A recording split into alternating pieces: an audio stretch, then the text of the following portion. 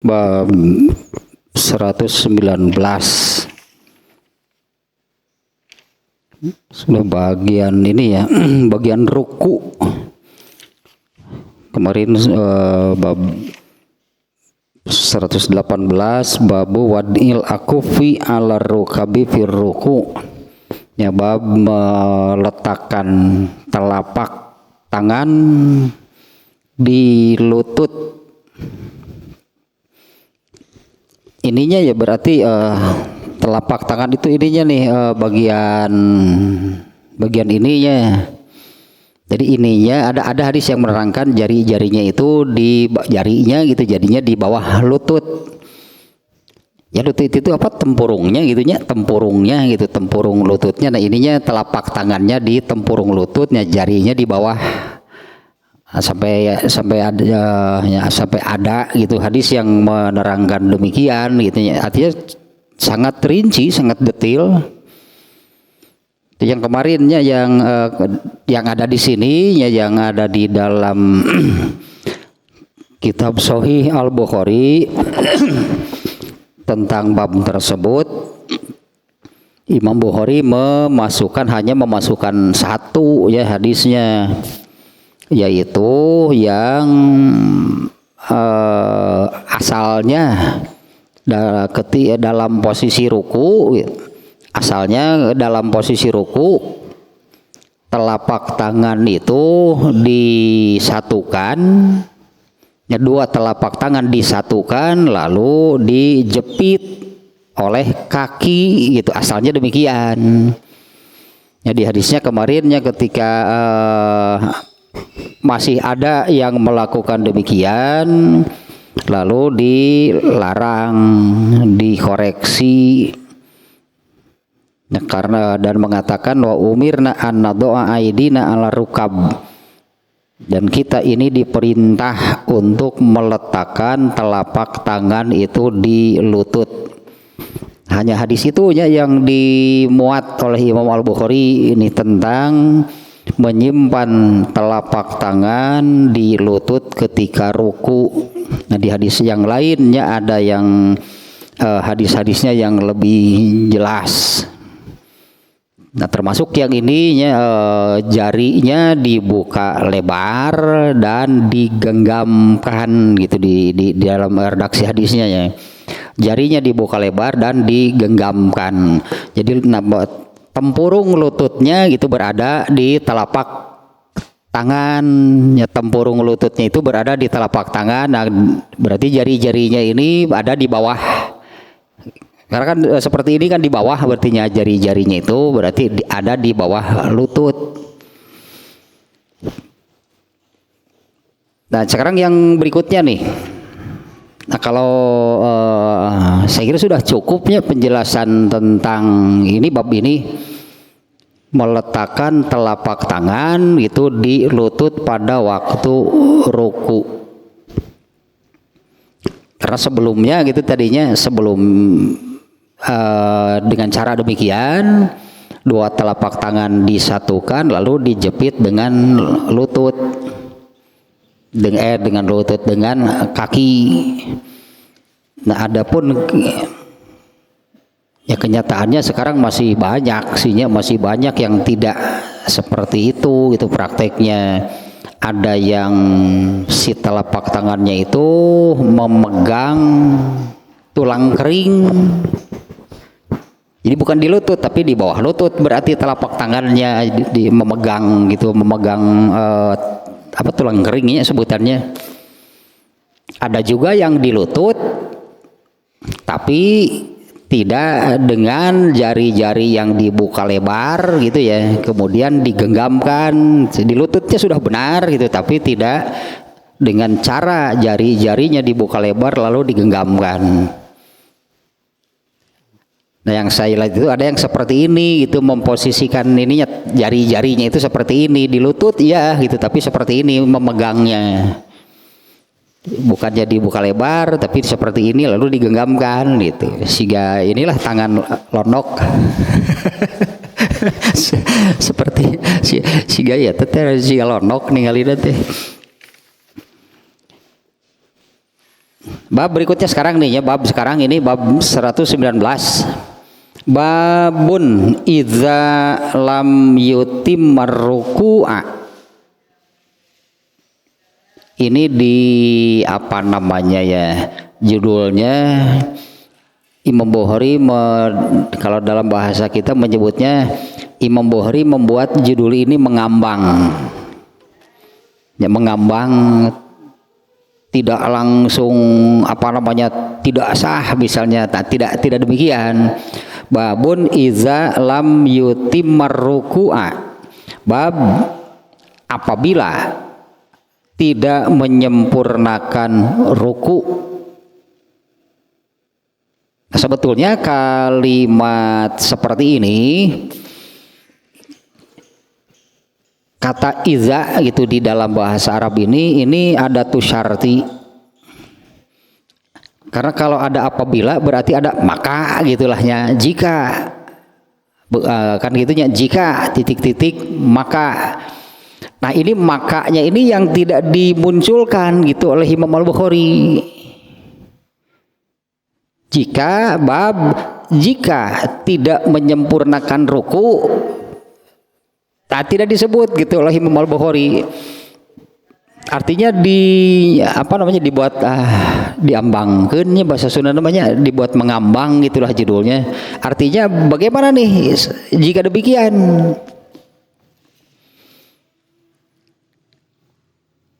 Nah, hadisnya di dalam bab ini Imam Bukhari juga hanya memasukkan satu buah hadis nih. Nah, nanti makanya ya lihat sendirilah gitu kata Imam Bukhari. Ya, Imam Bukhari hanya memunculkan yang demikian, jika tidak menyempurnakan ruku. Makanya itu tidak dimunculkan oleh Imam Al-Bukhari. Nah, kita lihat hadisnya dulunya, kita baca hadisnya. An Zaid bin Wahbin qala ro'a Hudzaifatu rajulan la yutimmur ruku'a was sujuda qala ma sallaita walau mutta ala ghairil fitratil lati fatarallahu Muhammadan sallallahu alaihi wasallam. Ini cukup pendek nih, redaksi hadisnya pendek dan hanya satu nih di bab ini. Dari Zaid bin Wahab, dia berkata, Hudzaifah radhiyallahu anhu melihat seseorang yang, nah ini secara eksplisit nih disebutkan, la yutimmur ruku'a was sujuda. Hudzaifah radhiyallahu anhu melihat seseorang yang tidak menyempurnakan ruku dan sujud. Qala, Hudzaifah mengatakan, berkata kepada orang tersebut, ma sallaita, kamu itu tidak sholat. Walau mutta ala ghairil fitratil lati fatarallahu Muhammadan sallallahu alaihi wasallam. Jika kamu mati, artinya dengan cara sholat yang demikian gitu ya. Jika kamu mati, maka kamu mati bukan di atas fitrah yang Allah fitrahkan kepada Muhammad sallallahu alaihi wasallam. Jadi fitrah di sini artinya agama, atau sebentarnya kata fitrah yang artinya agama itu di dalam Al-Quran juga ada nih.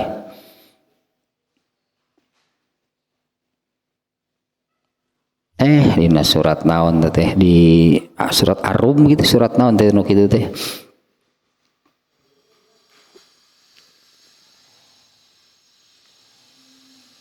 Sebentarnya ayatnya nih.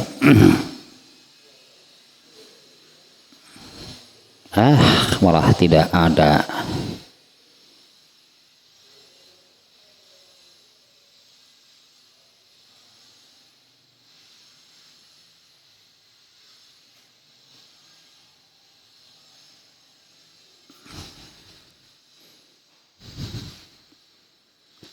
fitratallahi allati fattarallahu 'alan nas. Itu artinya agamanya fitrah dari Allah yang Allah fitrahkan kepada manusia. Ini sama nih kata-kata ini dengan yang kemarin di bab kajian Dalilul Falihin tentang ini, tentang yakin dan tawakal. Rasulullah mengajarkan doa sebelum tidurnya di ujung hadisnya. Setelah mengajarkan demikian, Rasulullah SAW itu kan, kalau kamu mati pada malam itu maka kamu mati dalam fitrah. Tapi kalau kamu bangun subuh maka kamu mendapatkan pahala yang besar. Nah, di situ artinya agama. Nah, ini maksudnya kalau yang ini kata-kata dari Hudzaifah, walau mutta ala ghairil fitratil lati fatarallahu ala Muhammadin. Jika kamu mati dalam keadaan demikian, yaitu di sininya tidak meluruskan tulang punggung, berarti tidak menyempurnakan di sini nih. Tidak menyempurnakan ruku dan sujud, maka mati bukan di atas fitrah yang Allah fitrahkan kepada Rasulullah, artinya agama yang Allah berikan kepada Rasulullah. Nah, ini nih hadisnya demikian ya. Adapun ya Imam Bukhari sendiri, ya Imam Bukhari sendiri dalam hal ini memunculkan judulnya itu, katakanlah tidak sampai kepada dua sebetulnya nantinya. Ini tidak sah sholatnya atau sah sholatnya, tapi sebutlah jauh dari sempurna sholatnya. Kalau secara harfiahnya boleh disebut jadi tidak sempurna sholat orang yang tidak menyempurnakan ruku dan sujudnya. Nah, di antara dua itu gitu sebetulnya yang para ulama pun gitunya, para ulama pun kemudian itu ya terbelah gitulah, atau terbagi menjadi dua. Ada yang menyebut tidak sah, ada yang menyebut tidak sempurna. Nah, hadisnya sendiri ini Hudzaifah gitunya, ini Hudzaifah nih. Artinya ini bukan hadisnya bukan langsung itu dari Rasulullah SAW. Di hadis ini yang diterangkan itu Hudzaifah, yaitu Hudzaifah melihat seseorang yang sholat, ketika sholatnya itu tidak menyempurnakan ruku dan sujudnya. Dan yang dikatakan oleh Hudzaifah itu adalah ma sholaita. Ini sama dengan yang ini, berarti nih kata-kata tersebut itu sama dengan apa yang dikatakan oleh Rasulullah SAW kepada orang yang buruk, kepada orang yang jelek sholatnya. Itu ini ya, kejadian yang ini ya, Rasulullah SAW itu melihat seseorang yang mengerjakan sholat, setelah selesai oleh Rasulullah dipanggil dan Rasul memerintahkan irji fasolli, balik lagi gitu kan, balik lagi kamu fasolli. Rasulullah memerintahkan sholat lagi, irji kembali kamu sholat, fa innaka lam tusolli, karena kamu itu tidak sholat. Maksudnya bahwa dengan sholat yang sudah dikerjakannya itu sama dengan tidak gitulah, sama dengan tidak sholat. Makanya Rasulullah memerintah sholat lagi. Maknanya berarti sholatnya sudah dikerjakan sampai selesai. Tapi dengan sholat yang dikerjakannya itu Kesimpulannya sholatnya itu tidak sah, makanya Rasulullah memerintahkan untuk sholat lagi. Nah ini Huzaifah, berartinya Huzaifah itu, katakanlah Huzaifah itu sahabat, salah satu lah Huzaifah itu sahabat nih, atau salah satu di antara sahabat yang berkesimpulan bahwa orang yang tidak menyempurnakan ruku dan sujudnya itu sholatnya tidak sah. Karena kata-kata ini ma sholaita sama dengan sabda Rasulullah SAW di dalam hadis yang tadi. Kalau Rasulullah SAW dengan sabdanya fa innaka lam tusolli.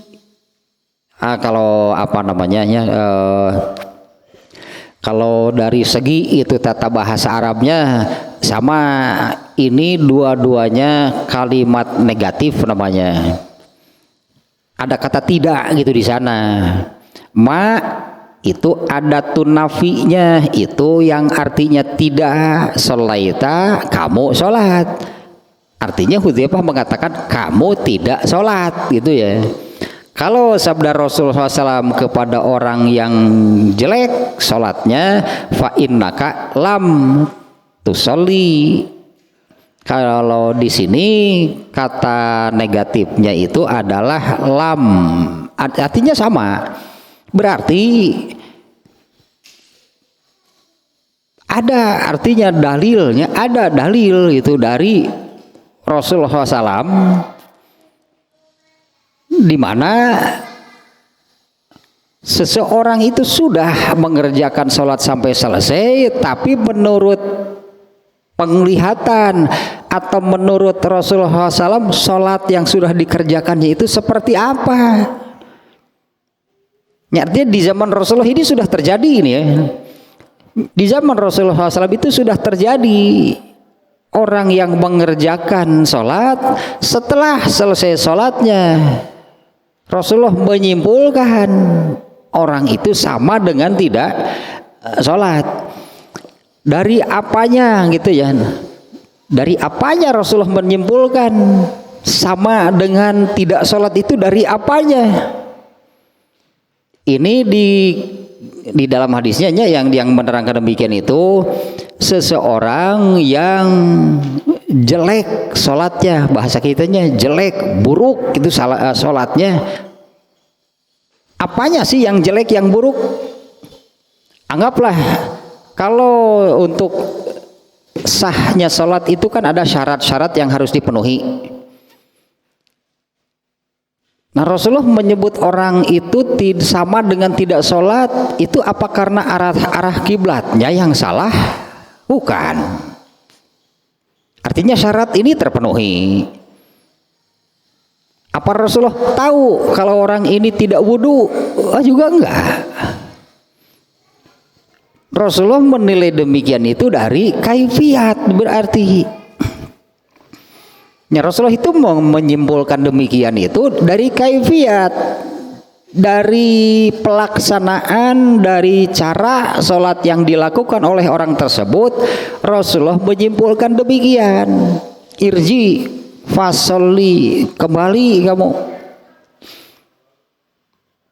Karena Rasulullah memerintah kembali itu ya karena orang ini setelah selesai sholat kemudian menghampiri Rasulullah mengucapkan salam gitunya di dalam hadisnya. Setelah selesai sholat orang ini menghampiri Rasulullah SAW kemudian mengucapkan salam. Oleh Rasulullah SAW dijawab salamnya. Nah, setelah menjawab salam Rasulullah SAW kemudian memerintahkan balik lagi kamu, kembali. Ini perintahnya fasoli, sholat lagi lah berarti ya, katakan sholat lagi, padahal kan sudah. Nah dari apanya gitu Rasulullah menyimpulkan demikian, fa inna kalam tusolli. Kalau misalnya tidak menghadap kiblat ya sudah jelas pasti sholatnya tidak sah, harus diulang. Kalau tahu arah kiblat itu kemana tapi sengaja tidak ke kiblat, itu tidak sah. Kalau tentang kiblat nih ya, kalau tentang kiblat, apabila sholat di satu tempat kemudian tidak tahu arah kiblat, berijtihad disebutnya, berijtihadlah di sana. Andai tidak ada orang yang bisa ditanya untuk menunjukkan ini kiblat kemana, nah kalau memang tidak ada, ya tentukanlah sendiri kemana lah gitunya, dengan petunjuk apa gitulah minimal gitunya. Nah kalau sudah menentukan sendiri arah kiblat kemana, ternyata salah gitu ya, ternyata salah. Apabila sudah selesai maka itu tidak perlu diulang. Tahu salahnya misalnya ada yang memberitahu atau kemudian tahu, ternyata kiblat yang tadi itu salah, ya sudah tidak perlu diulang. Kalau di tengah-tengah sholat ada yang memberitahu kiblatnya salah, arah yang benar kemana, jangan membatalkan sholatnya, tinggal arahkan saja ke arah kiblat yang benar. Tinggal gitunya mengganti arah ke kiblat yang benar. Itu dulu kan yang waktu Rasulullah SAW sholat sedang sholatnya, Rasulullah sendiri sedang sholat kejadiannya. Ketika turun ayat perpindahan kiblat itu Rasulullah sedang sholat dan beliau mengganti arah, tidak membatalkan sholatnya. Nah, ini kan bukan karena arah kiblatnya yang salah, juga bukan karena Rasulullah tahu bahwa orang ini misalnya tidak wudu atau syarat-syarat yang lainnya. Mau begitu orang Rasulullah melihat orang ini salat tanpa menutup aurat, wah piraku banyak orang ini salat tanpa menutup aurat. Dari awal pasti sudah dari awal kalau demikian ya logikanya pasti Rasulullah akan mengoreksi orang ini, masa mengerjakan sholat padahal gitunya ada syarat yang tidak terpenuhi. Nah orang ini sudah selesai sholatnya, setelah selesai sholat dia menghampiri Rasulullah mengucapkan salam, Rasulullah menjawab salamnya kemudian memerintahkan ulangi, balik lagi ulangi. Dan itu berulang-ulang.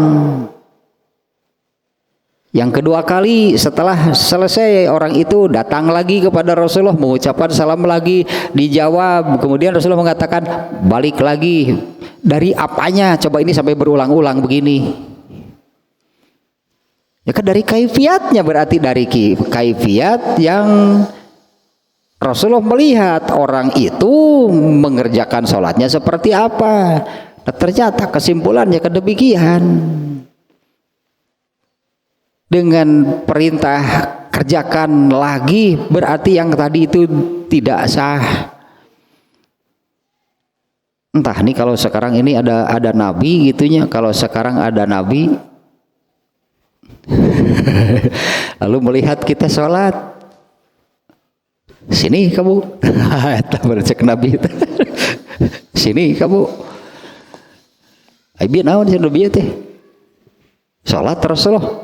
Oh sholat biar teh bener gitu banyak gitu sholat cici balikan deh ulangi. Nah ini kata-kata ini ya artinya benar, artinya bahwa kalau Huzaifah sampai mengatakan tidak sah, bukan artinya menyimpulkan demikiannya itu benar, karena Rasulullah juga pernah gitu, Rasulullah pernah mengatakan tidak sah kepada orang yang sudah mengerjakan sholat. Nah ini maksudnya, ini benar memang hadis ini Huzaifah, ini bukan menerangkan Rasulullah kan isinya, ini hadisnya Huzaifah, di mana Huzaifah ketika melihat seseorang yang mengerjakan sholat, lalu Huzaifah mengatakan kepada orang itu, kamu tidak sholat. Kenapa Hudzaifah berani mengatakan, padahal orang itu kan sudah mengerjakan, tapi Hudzaifah mengatakan kamu tidak sholat. Ada dalilnya Hudzaifah mengatakan demikian, karena Rasulullah SAW pernah gitu kan melakukan hal yang demikian. Itu di dalam hadis yang tadilahnya ada orang yang sholat lalu diperhatikan ternyata oleh Rasulullah SAW. Setelah selesai Rasulullah memerintahkan ulangi, kerjakan lagi. Setelah selesai Rasulullah memerintahkan ulangi, kerjakan lagi. Setelah selesai Rasulullah masih memerintahkan ulangi. Jadi sampai 4 kali orang ini sholat. Ya, yang pertama gitunya dia sholat, kemudian setelah selesai Rasulullah memerintahkan ulangi, dia sholat lagi. Setelah selesai Rasulullah memerintahkan, sampai 3 kali Rasulullah memerintahkan.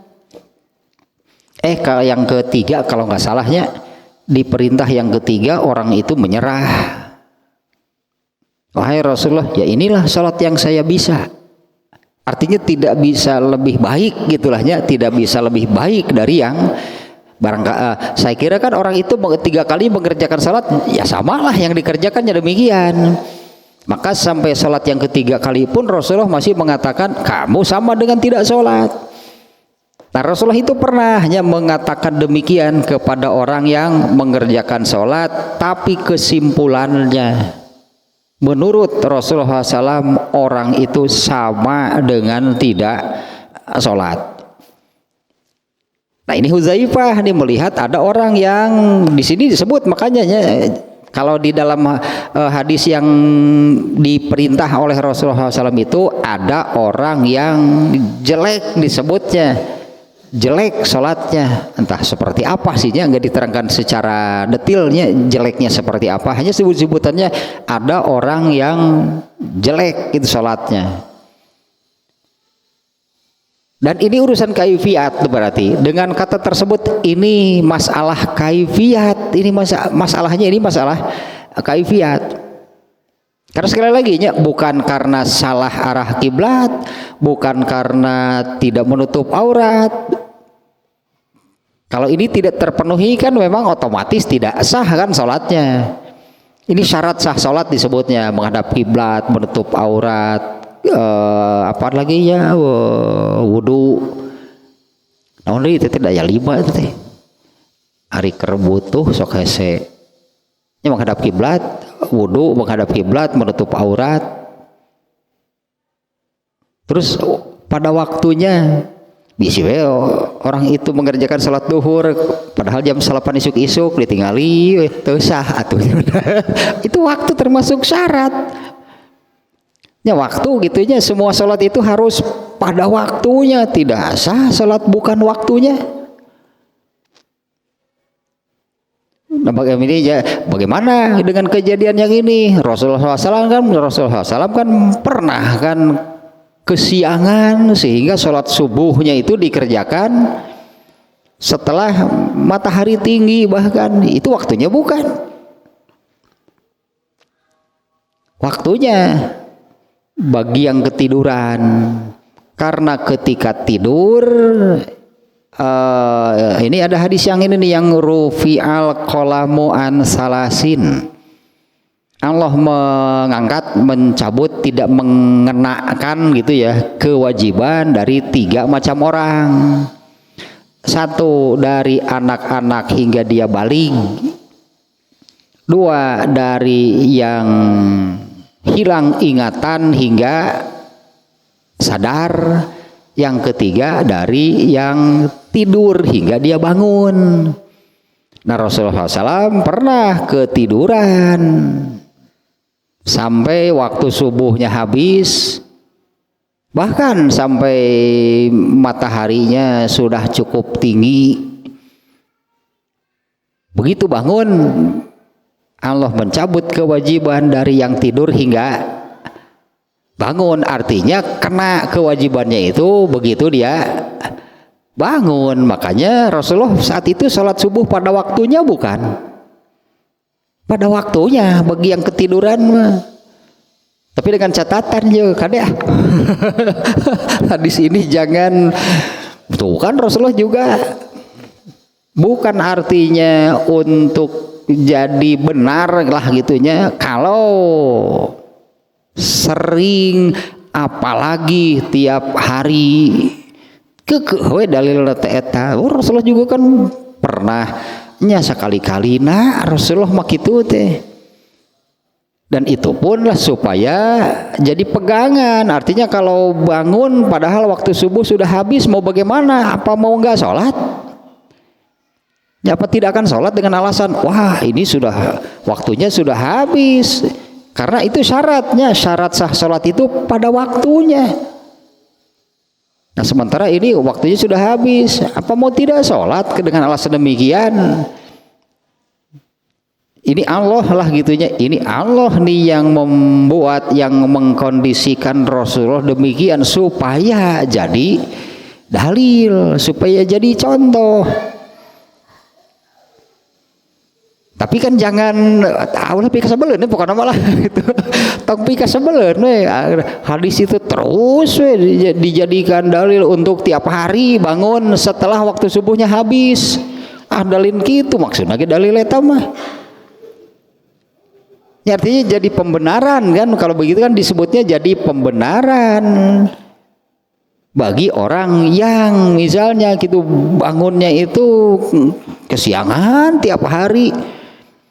Jadi tiap hari kan sholat subuh nanti jam 8 atau munrek gitu teh tutupan hordeng parupan lampu anggap subuh keneh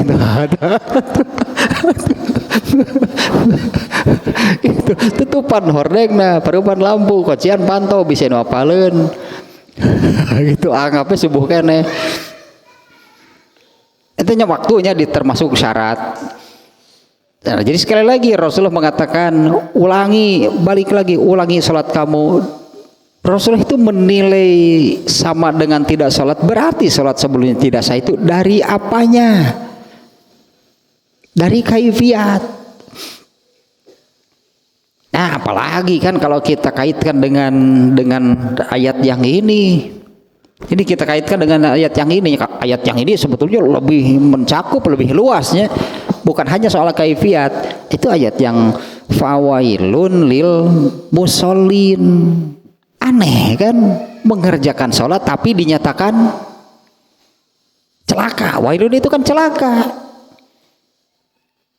Fawailun lil musallin gitu kan, itu pernyataan wailun celaka neraka, maksudnya celaka di situ neraka. Itu kan pernyataan bagi yang mengerjakan sholat.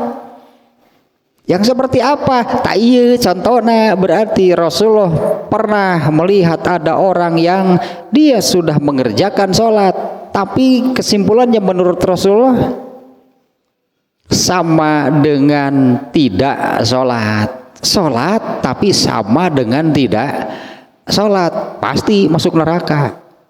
Pantas kan kalau pernyataannya demikian ayat tersebut, wailun celakalah bagi orang yang sholat. Yang seperti apa? Yaitu yang dengan sholat yang dikerjakannya ini sama dengan tidak sholat, yaitu yang sahun. Anu tuh bener berarti kita tak sahun mah gitu, tak arti sahun teh orang yang celaka padahal mengerjakan sholat, sholatnya berarti tuh bener. Sering diterjemah lalai kumaha anu lalai teh. Kalau orang mengerjakan sholat dengan benar mustahil wailun, mustahil celaka. Ya, orang yang sholat dengan benar kan mustahil kan dinyatakan celaka. Ini yang sholatnya tidak benar. Tadi antarana berarti tidak benarnya itu kalau di dalam hadis yang Rasulullah melihat seseorang yang sholat kemudian memerintah mengulangi, berarti dari kaifiat secara keseluruhan. Karena di dalam hadisnya itu Rasulullah memerintahkan mengerjakan sholat, mengulangi sholatnya itu kepada orang yang jelek disebutannya, kepada orang yang jelek sholatnya, ya, mengerjakan sholatnya. Nah kembali ke hadis ini, kalau Huzaifah bukan jelek secara keseluruhan. Huzaifah malah menilai dua sih di sini yang disebutnya ruku dan sujudnya. Orang yang Huzaifah melihat orang yang tidak menyempurnakan ruku dan sujud sih di hadisnya. Tapi sekarang ini bab rukunya. Ya, hadis ini kan dimuat di dalam tentang menyempurnakan ruku lah gitu ya. Huzaifah mengatakan ma shallaita. Bukan dari keseluruhan sholatnya jelek, tapi dari ini saja Huzaifah sudah mengatakan tidak sah sholatnya. Nah, kemudian juga ada ini nih ya, ada hadis yang menerangkan ini tentang ya termasuk menyempurnakan berarti lahnya. Rasulullah SAW menyabdakan, tahukah kamu pencuri di dalam sholat? Nah, para sahabatnya Pak ya pasti tidak tahunya karena berarti kan belum ada penjelasan dari Rasulullah SAW. Nah, beliau menyampaikannya dengan cara demikian, tahukah kamu yang disebut dengan pencuri di dalam sholat? Nah, para sahabatnya menjawab malah bertanya gitu, memang ada pencuri di dalam sholat? Karena kesannya kan mungkin di dalam para sahabat itu kalau sholat berjamaah sholatnya bari gitu sambil ke dompet orang ya, pencuri di dalam sholat bari ngodokan saku batur, pencuri di dalam sholat, entah seperti itu mungkin. Aneh, para sahabat juga merasa aneh dengan pertanyaan tersebut. Apakah kalian tahu yang disebut dengan pencuri di dalam sholat? Para sahabat balik bertanya gitu, memang ada pencuri di dalam sholat. Rasulullah menerangkan orang yang dimaksud dengan pencuri di dalam sholat itu adalah orang yang tidak meluruskan tulang punggungnya ketika ruku dan sujud. Yang tidak meluruskan tulang punggungnya ketika ruku dan sujud. Nah, ininya bab meluruskan tulang punggung itu nanti bab berikutnya. Bab berikutnya nih bab 120, babu istiwa'iz zuhri fir ruku, khusus berarti ini disebutnya dimunculkan oleh Imam Al-Bukhari. Bab meluruskan punggung pada waktu ruku. Nah, kalau ini nih karena ruku bukan hanya soal meluruskan tulang punggung. Ya, sempurnanya ruku seperti apa? Hanya unsur terbesarnya gitu kan, menyempurnakan ruku itu soal tulang punggungnya. Yang namanya ruku yang sempurna itu kan bukan hanya soal tulang punggungnya, tapi unsur pokoknya gitu, kesempurnaan ruku unsur terbesarnya itu adalah soal meluruskan tulang punggungnya. Yang bab kemarin juga itu sudah disebutkan, itu sekitar ruku, yaitu meletakkan telapak tangan di lutut. Itu kan tentang ruku. Nah, yang tidak di sini, yang tidak menyempurnakan ruku, artinya kan pantas nih. Yang tidak menyempurnakan ruku berarti ini ya. Kalau dengan kata-kata Huzaifah di akhir hadisnya, wa in mutta, para sahabatnya kayaknya seperti ini, itunya apa namanya, cara berpikirnya. Melihat orang yang ya disebutnya tidak menyempurnakan ruku lah. Melihat yang demikian, Huzaifah itu mengatakan, kalau kamu mati jual kadinya wae ci urang teh atuh teh. Aku jeung nyebut-nyebut maut atuh ah.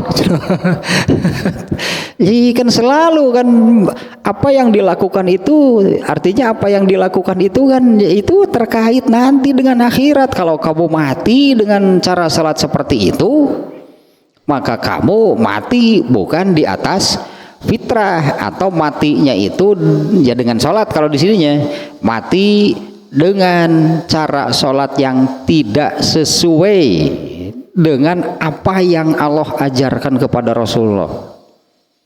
Ya, kalau kamu mati dengan cara, ya disebutlah ruku dan sujud. Kalau kamu mati dengan cara ruku dan sujud seperti itu, kamu mati bukan di atas fitrah, bukan di atas agama atau di luar agama, tidak sesuai dengan agama yang Allah ajarkan kepada Rasulullah. Ya, berartinya kita bisa melihat nih, ini yang disebut ibadah mahdoh tinu kitu tah. Nya ibadah mahdoh itunya ibadahnya yang sebutannya ibadah mahdoh itu kan ibadah yang bersih itu. Mahdoh teh bersih, asli, murni, tidak ada tercampuri, tidak ada perubahan, aslinya itu ya ini di sini yang Allah ajarkan kepada Muhammad sallallahu alaihi wasallam. Dipantas kalau Rasulullah SAW kan untuk urusan sholat kaifiatnya lah, anggaplahnya untuk urusan kaifiatnya terutama Rasulullah memerintahkan sallu kama ra'aitumuni usolli. Artinya kan ruku tidak sekedar membungkuk. Ruku tidak sekedar membungkukkan badan gitu kan ya. Artinya ruku tidak sekedar membungkukkan badan. Ternyata ada yang seperti ini. Kalau menurut Huzaifah bagaimana? Ma sholaita, kamu itu tidak sholat. Kalau kamu mati dengan cara ruku dan sujud seperti itu, kamu mati dengan cara sholat yang tidak sesuai gitu, dengan cara sholat yang tidak sesuai dengan yang Allah ajarkan. Bahkan di sini kalau tadi fitrah itu dengan arti agama, kamu mati bukan di atas agama yang Allah sampaikan, yang Allah turunkan kepada Rasulullah.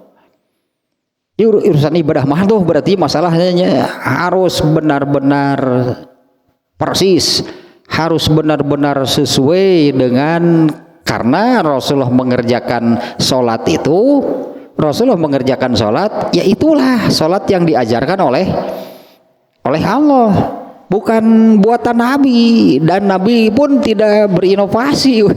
Kalau dalam ibadah mahdoh Rasulullah tidak berinovasi, nggak berani Rasulullah. Ini contohnya nih ya. Ini terkait sholatnya, ini terkait sholat. Di dalam diri Rasulullah itu karena apa namanya ya? Karena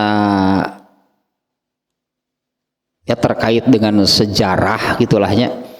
Karena terkait dengan sejarah tentang Ka'bah. Perjuangan Nabi Ibrahim itunya sampai membangun Ka'bah itu seperti apa gitulahnya. Karena ujian Nabi paling berat mah Nabi Ibrahim. Sementara kan ketika sholat itu disyariatkan, diwajibkan melalui Isra Mi'raj, termasuk berarti dengan arah kiblatnya Allah menentukan ke Masjidil Aqsa. Ya berlangsunglah gitunya sholat itu, di awal sholat itu menghadap ke Masjidil Aqsa sampai hijrah ke Madinah. Di Madinah sholat masih ke Masjidil Aqsa.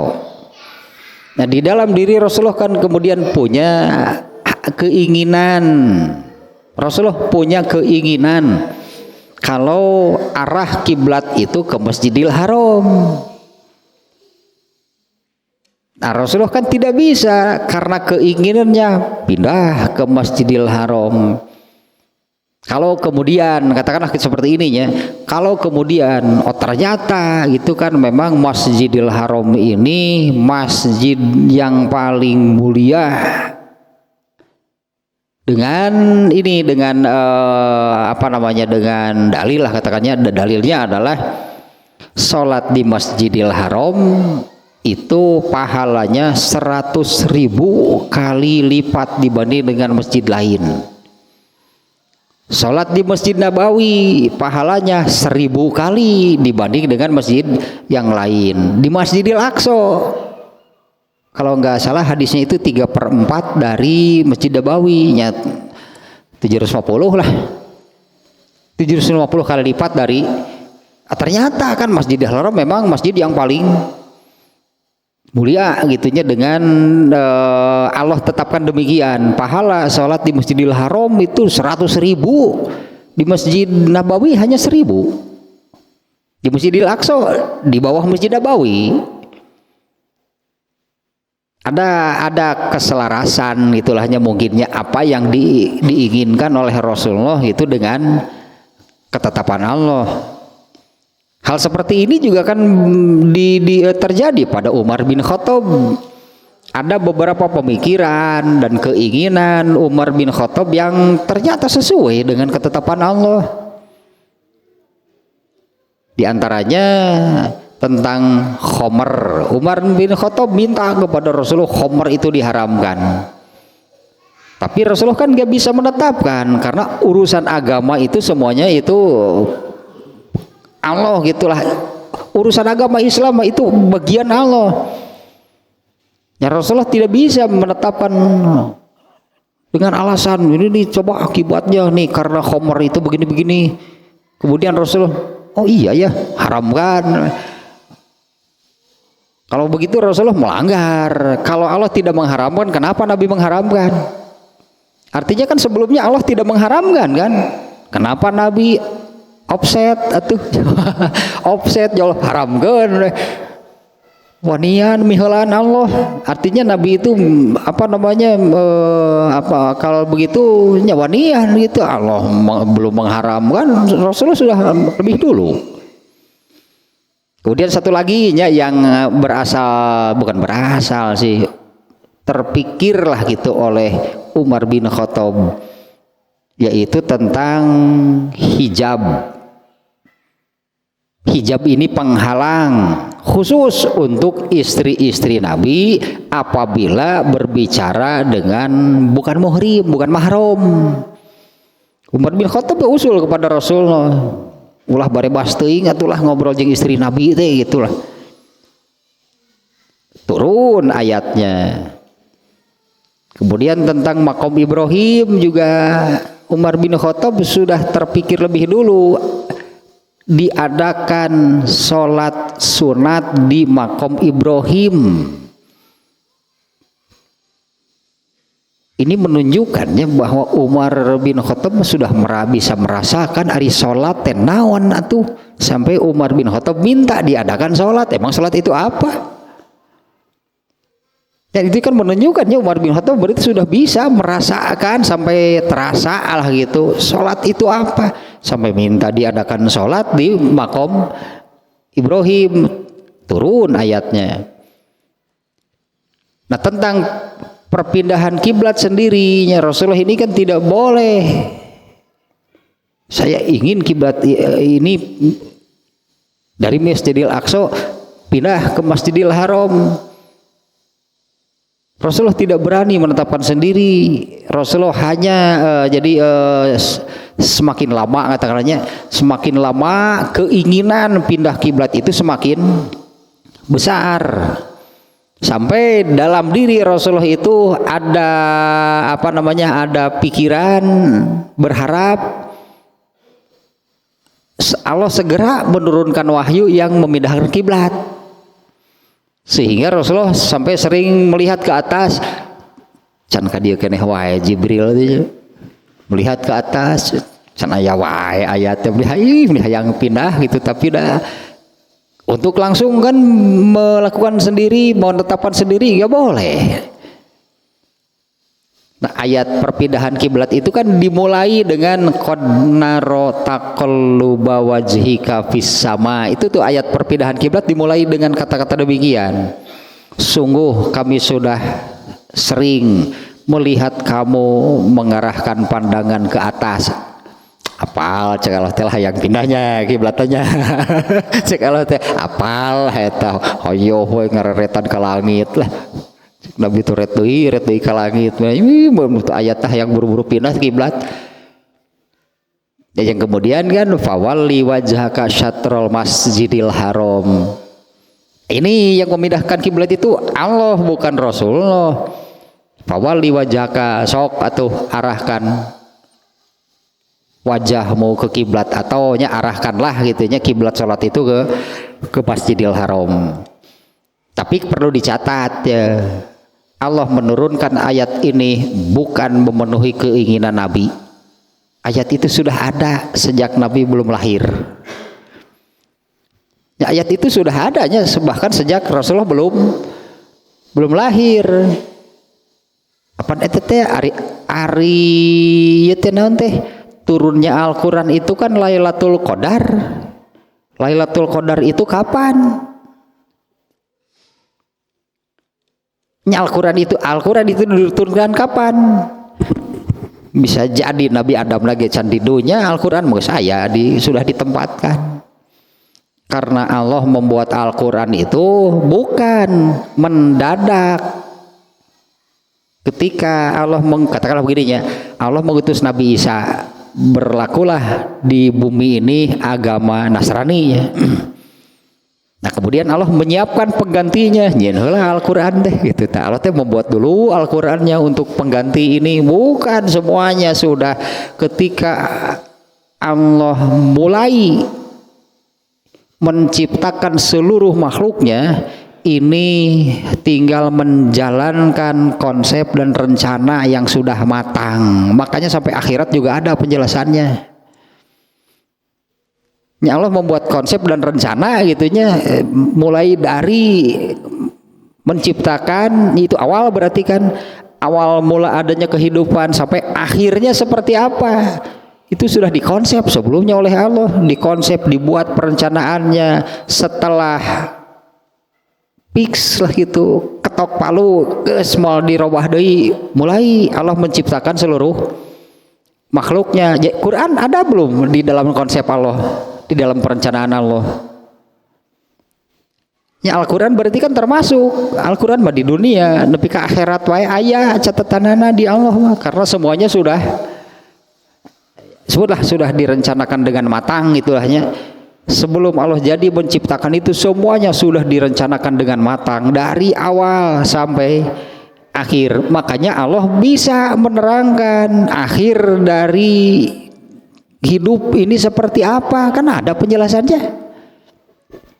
Ya di akhirat gitu kan, yang gitu kan akhir dari hidup pokoknya mah abadi di surga atau di neraka, itu Allah sudah bisa menerangkan sampai akhir. Berarti Al-Quran itu sudah ada sebetulnya makanya sejak Rasulullah belum lahir Al-Quran itu sudah ada. Apalagi itu keinginan Rasulullah, apalagi keinginan Umar bin Khattab. Masa Allah mendadak membuat ayat itu, kan hanya masa Allah mendadak membuat ayat itu, atau Allah bro nyanya teu kapikir banyak Allah gitu, nyanya teu kapikirnya aiku Umar bin Khattab kapikir ku Allah henteu sok araraneh wae. Memindahkan kiblat saja itu bukan memenuhi itulahnya, bukan memenuhi keinginan Rasulullah, karena ayat itu sudah lebih dulu ada sebetulnya. Apalagi kan tadi kan ada beberapa pemikiran lah Umar bin Khattabnya yang ternyata turun ayatnya yang isinya sesuai dengan pemikiran Umar bin Khattab. Kita tidak bisa mengatakan eta Allah kapiheulaan ku Umar bin Khattab.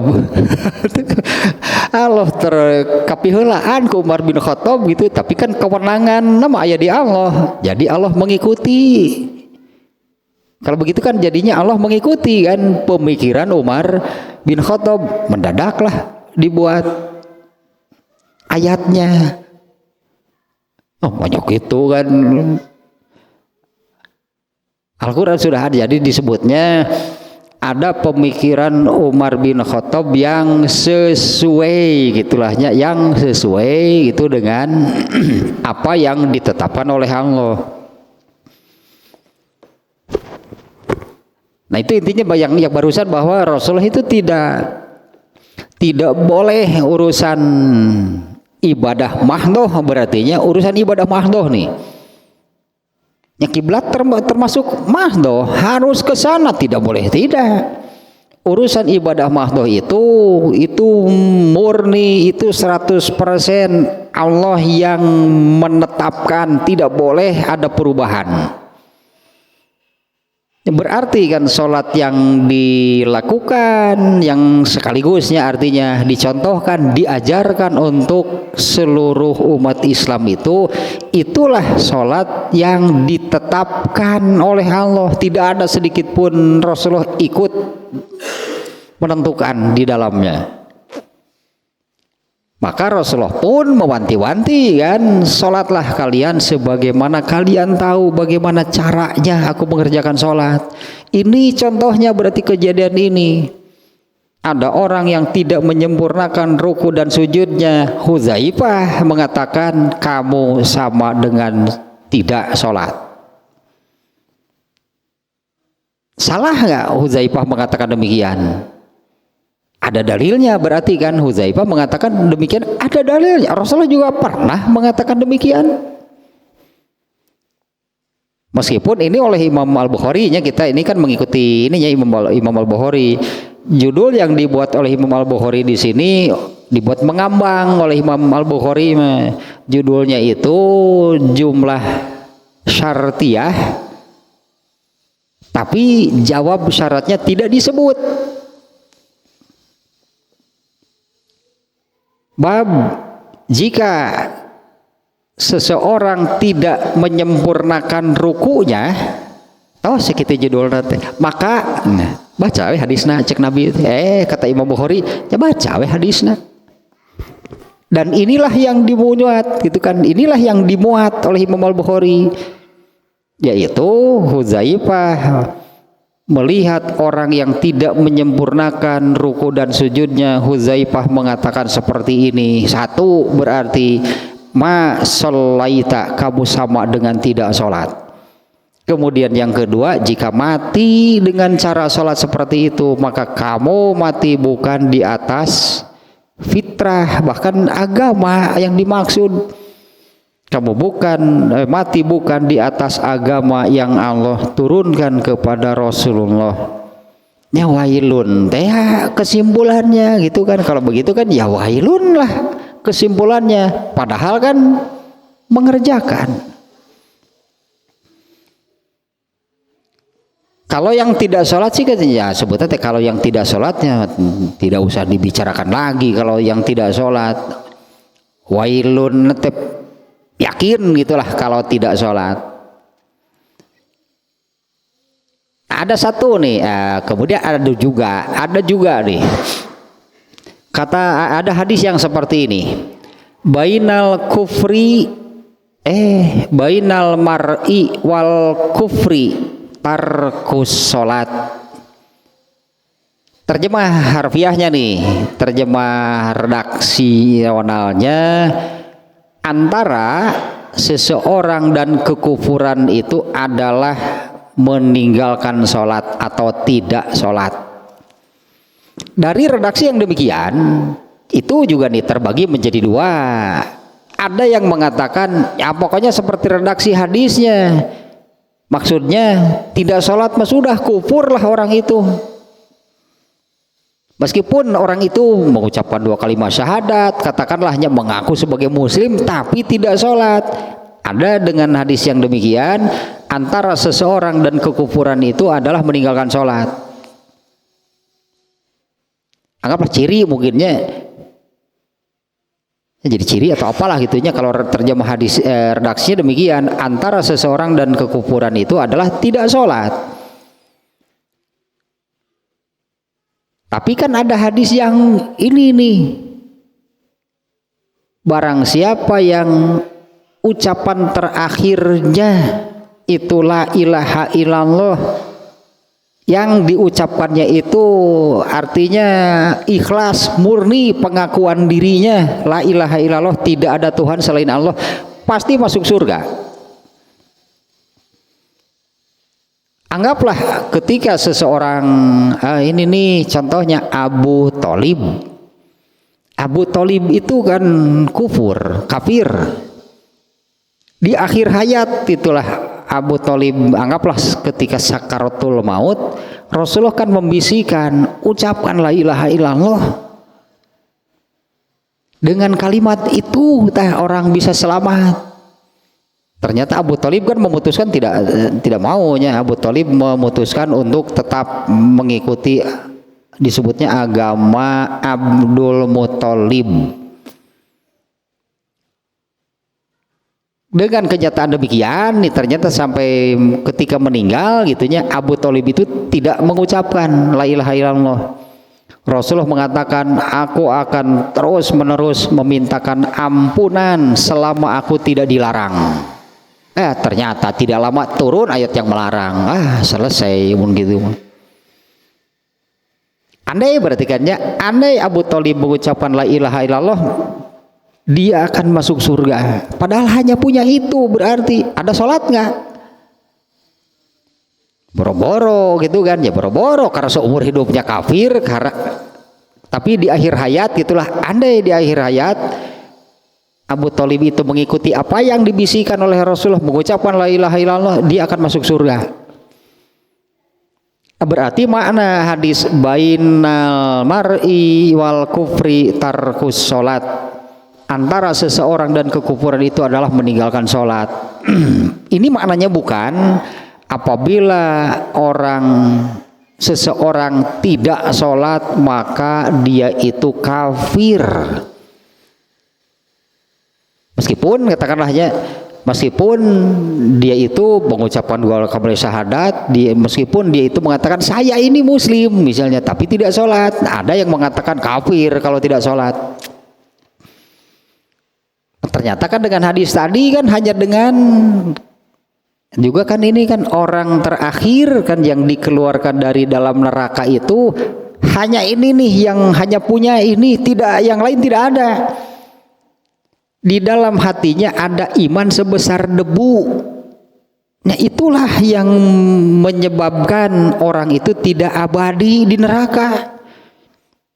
Hanya punya iman sebesar debu, artinya tidak ada amal soleh, boro-boro amal soleh apa, hanya punya iman sebesar debu. Itu yang membawanya gitulahnya, menyebabkannya tidak abadi di neraka. Sementara yang Allah nyatakan abadi di neraka itu adalah orang-orang kafir. Berarti yang imannya sebesar debu itu bukan kafir, makanya pada akhirnya dia akan keluar dari neraka dan masuk surga.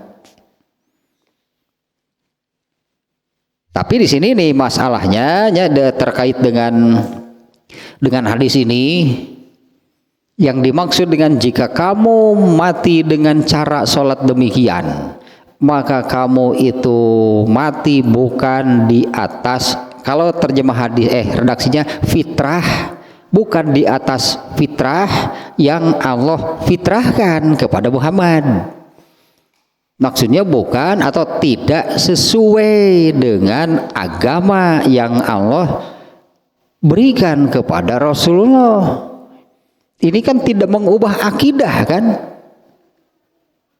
Ya, cara sholat yang demikian kan tidak mengubah akidahnya. Kalau mengubah akidah artinya benar-benar jadi kafir, bukan. Tapi ya inilah orang yang wailun, orang-orang yang celaka karena sholatnya. Anggaplah kalau orang mengerjakan sholat berarti muslim. Masa yang mengerjakan sholatnya kafir? Sebagainya kita perhatikan ayat ini, berartikan fawailun lil musholin, celakalah bagi orang yang sholat. Siapa sih? Muslim kafir? Muslim kan? Ya masa kafir sih? Masa ayat itu untuk orang kafir? Meskipun pada asalnya ayat itu Allah turunkan bagi orang-orang munafik karena mereka ikut sholat. Adapun sholat mereka itu kan karena untuk menutupi kekufuran mereka. Kalau orang kafir seperti Abu Lahab, Abu Jahal yang benar-benar kafir dan menyatakan terang-terangan kekufuran mereka mau sholat ya? Justru mereka itu mengganggu orang yang sholat. Abu Jahal kan pernahnya ketika Rasulullah sholat di dekat Ka'bah oleh Abu Jahal dan ada 7 orang. Ada 7 orang saat itunya 7 orang kafir yang kemudian kan menutupi Rasulullah SAW dengan lambung unta. Mereka nggak akan sholat, malah mereka mengganggu orang yang sholat. Tapi kalau yang ini kan berlaku juga bagi orang Islam. Fawailun lil musallin. Meskipun pada asalnya ayat itu Allah tujukan untuk orang munafik. Saat ayat itu turun gitu ya. Saat ayat itu turun Allah tujukan ayat itu untuk orang munafik. Abdullah bin Ubay and the gang lah pokoknya mah. Yang sholatnya itu kan hanya untuk menutupi kekufuran mereka. Tapi substansinya bagaimana cara mereka mengerjakan sholat? Saridona saya ayah asal katingali miluan sholat lagi saya ayah gitulah. Kalau di surat An-Nisa ayat berapa ya yang menyebutkan sangat jelas sebetulnya kelihatan sekali mereka mengerjakan sholatnya itu dengan malas asal-asalan. Nah kembali ke sini nih ya. Kalau melihat dari Imam Bukhari ya sendiri, berarti Imam Bukhari ini membuat masalah ini mengambangnya dengan judulnya. Karena judulnya itu hanya sepotong nih kalau sebuah kalimat mah. Bab jika seseorang tidak menyempurnakan rukunya, sudah sampai di situ. Orang tenungguan maka mana tuh makana itu maka baca hadisnya udah cek Imam Bukhari itu. Kita baca hadisnya, ya inilah ternyata hadis yang dimuat oleh Imam Al-Bukhari-nya, yaitu isinya Mu'adz melihat ada orang yang tidak menyempurnakan rukunya, yang dikatakan oleh Mu'adz jadi Mu'adz sih Huzaifah, yang dikatakan oleh Huzaifah adalah ma shallaita. Salah nggak Mu'adz mengatakan demikian? Seolah-olah beberanianan itu beberanianan menyebutkan tidak sah. Ada dalilnya. Rasulullah pernah gitu melakukan demikian. Rasulullah pernah mengatakan demikiannya ketika melihat seseorang yang disebutnya orang yang jelek sholatnya, makanya Rasulullah menyimpulkan itu sholat naon berarti seru aja henteu gitulah ya teh. Ini dari kaifiatnya, karena kan Rasulullah menyebut orang itu kan jelek sholatnya. Rasulullah menyebut tidak sah itu bukan karena tidak menghadap kiblat, bukan karena orang itu tidak wudu, bukan karena orang itu tidak memenuhi syarat sahnya lah gitu. Dari kaifiat Rasulullah melihat, Rasulullah menyimpulkan fa innaka lam tusolli, kamu sama dengan tidak sholat. Nah ini Imam Bukhari nya ya. Karena memang ada dua seperti yang tadi hadis. Kalau yang tidak sholat itu kafir, jadi kafir lah meskipun mengaku muslim. Atau dia itu tetap muslim, hanya dia ini persis kafir. Dalam hal tidak mengerjakan sholat ya persis kafir. Ya dosanya juga sama berarti kalau tidak sholat. Nah apa yang ini tidak sah gitu atau tidak sempurna. Dalam hal ini Imam Bukhari cenderung ke jawab syaratnya, bacalah hadisnya. Artinya Imam Bukhari kan cenderung kepada kalau judulnya dibuat mengambang, bab jika seseorang tidak menyempurnakan rukunya, nah makanya mana? Nggak ada. Kalau sebagai sebuah jumlah ini belum selesai sebetulnya. Nah maka sebagai jawab syaratnya itu adalah ya kurang lebih ya bacawelah hadisnya. Mah Huzaifah ya gitulah seperti yang dikatakan oleh Huzaifah. Itu maksud Imam Bukhari itu ya seperti yang dikatakan Huzaifah kalau tidak menyempurnakan rukunya. Ma shallaita itu yang dikatakan Huzaifah. Bahkan ditambahkan oleh Huzaifah, jika kamu mati dengan cara, sebutlah ruku dan sujud ya, karena di sini kan di hadisnya kan yang disebut ruku dan sujud khusus. Jika kamu mati dengan cara ruku seperti itu, maka kamu mati tidak sesuai agama yang Allah turunkan kepada Rasulullah, bukan jadi kafir, bukan. Ya itulah orang yang muslim mengerjakan sholat tapi malah wailun, eta hasil nanti. Muslim ya tetap sebagai muslim, sholat ya mengerjakan sholat, tapi ya itu dengan sholat yang dikerjakannya itu hasilnya adalah wailun. Mestinya kan sholat itu kan amal pokok, amal terbesar, pahala paling besar. Malah dengan sholatnya itu celaka. Nah diantaranya karena ini berarti ini masalahnya, karena tidak menyempurnakan ruku dan sujudnya. Nah adapun ini pola pikir Imam Bukhari sendirinya dengan membuat judul mengambang, mana jawab syaratnya kalau tidak menyempurnakan ruku itu bagaimana?